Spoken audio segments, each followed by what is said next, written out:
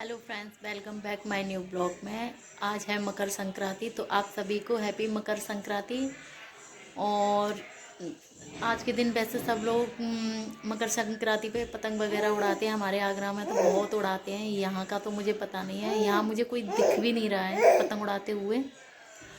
और वैसे गुजरात का ये फेमस है।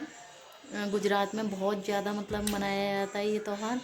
वहाँ पे पतंगबाजी होती है। वैसे कल भी मना रहे हैं कुछ लोग, 15 तारीख की भी बोल रहे थे, पर हमने 14 को ही मना लिया है। सुबह हम सुबह मतलब रात को मैंने दाल गला के रख दी थी। सॉरी, सुबह बोल रही हूँ, रात को दाल गला के रख दी थी मैंने। अब पकोड़े वगैरह ये बनाऊंगी। अब देखते हैं, जाते हैं किचन में।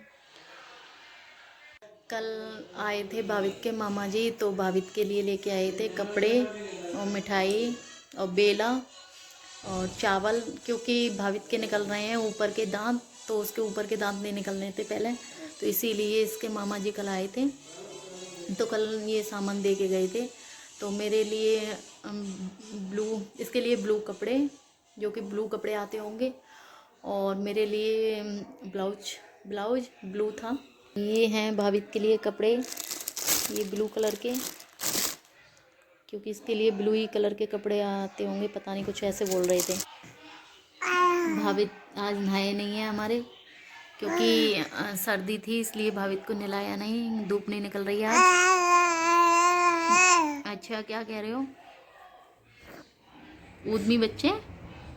भावित के मामा लेके आए थे कल मिठाई अपने आगरा से, क्योंकि ये ना तिल वाली मिठाई है, तो ये वही लेके आए थे कल। तो हम सब लोगों ने खा ली है, ये थोड़ी सी बची हुई है। ये मैंने दाल का घोल बनाया था।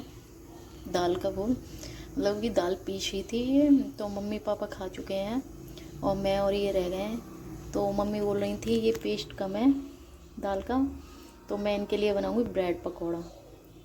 तो अभी तो मैं ये मंगोड़े सेक रही हूँ, जितने भी बनेंगे ये पकोड़े, उसके बाद फिर मैं ब्रेड पकौड़ा सेकूँ। मेरे पकोड़े बन रहे हैं। ये पहले मैं भावित के डैडी के लिए बना रही हूँ। अगर ये कम पड़ेंगे तो फिर मैं ब्रेड पकौड़ा बनाऊँगी। पकौड़े के साथ में बनाई है हरी चटनी, लहसुन वाली, हरी मिर्च धनिया की। और ये पकोड़े सिक गए हैं मेरे, तो मैं अब ये भावित के डैडी को देने जा रही हूँ। इसके लिए मैं बना रही हूँ अब ब्रेड पकौड़ा, क्योंकि पकोड़े पड़ गए थे कम, तो इसलिए मैं बना रही हूँ अभी इनके लिए ब्रेड पकौड़ा।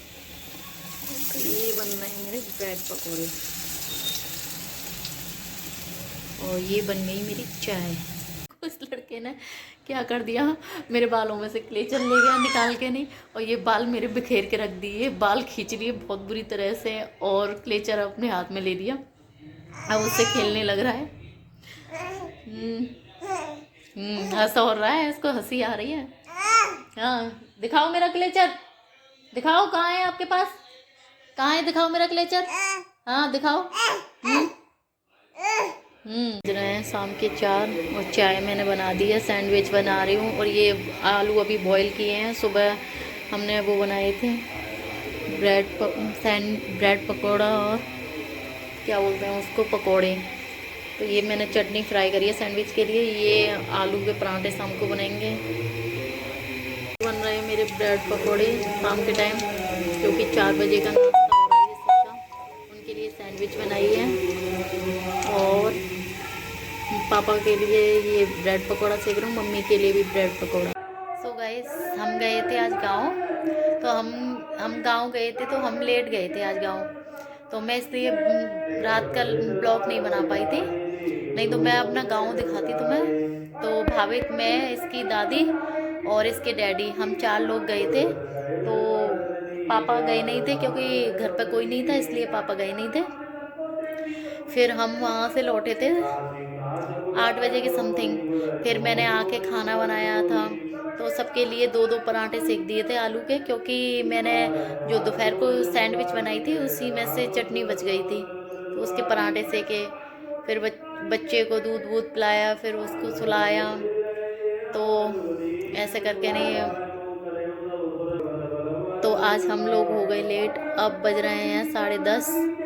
तो गाइस, मैं अपना ब्लॉग यहीं पे समाप्त करती हूँ, और मिलते हैं नेक्स्ट ब्लॉग में। So please guys, like and subscribe. ऐसे ही अपना प्यार बनाए रखो। Thank you so much.